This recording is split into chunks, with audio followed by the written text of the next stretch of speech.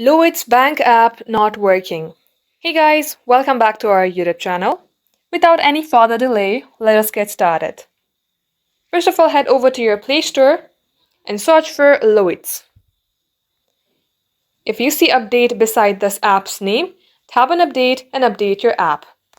Once you have updated your app, head over to your settings and here scroll below onto apps and search for Lloyds.